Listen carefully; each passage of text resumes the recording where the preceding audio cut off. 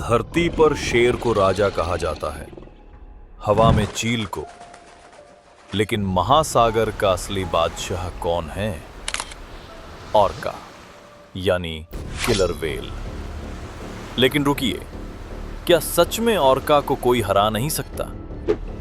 आज हम देखेंगे महासागर के इस काले सफेद हत्यारे का असली चेहरा।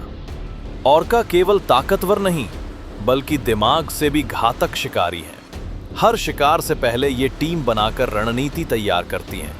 कभी शार्क को घुमा घुमा कर थका देती हैं, कभी मछलियों को बुलबुलों के घेरे में फंसा लेती हैं। और व्हेल तो वहां लड़ाई खून खराबे वाली होती है।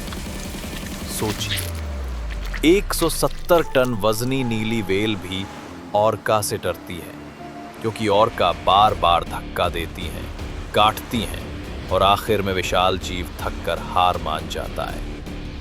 और सबसे चौंकाने वाली बात, ऑर्का हमेशा पूरा शिकार नहीं खाती। कभी सिर्फ जीभ, कभी सिर्फ जिगर, क्योंकि ये उनके लिए डेलिकेसी है। लेकिन क्या कोई है जो इस शिकारी को रोक सके? हाँ, स्पर्म व्हेल का नर। उसकी पूंछ का एक बार ऑर्का को तोड़ सकता है। और फिर है ग्रेट व्हाइट शार्क।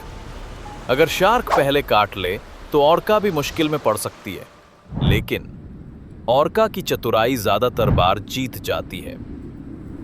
कभी कभी उनका शिकार इतना चालाकी भरा होता है कि आपको लगेगा ये कोई जंगली जानवर नहीं, बल्कि सैनिकों की स्पेशल फोर्स है। जैसे बर्फ पर आराम कर रही सील को पानी में गिराने के लिए वे बड़ी लहरें बनाती हैं। अगर शिकार बच निकले तो हमला फिर और फिर और फिर, क्योंकि ऑर्का के पास वक्त की कोई कमी नहीं। लेकिन कहानी यहीं खत्म नहीं होती। ऑर्का कभी कभी खेल खेल में भी मारती है। एक सील को गेंद की तरह उछालना, एक पेंगुइन को जिंदा खिलौना बना देना, ये सब उनके लिए फन है। यानी ये सिर्फ शिकारी नहीं, बल्कि महासागर के सबसे खतरनाक साइकोपैथ्स भी हैं। मनुष्यों के साथ रिश्ता कभी प्यारा, कभी डरावना। कुछ ऑर्का इंसानों से दोस्ती कर लेती हैं, लेकिन सी वर्ल्ड जैसी जगहों पर कई बार इंसानों की मौत भी इनके नाम हुई है।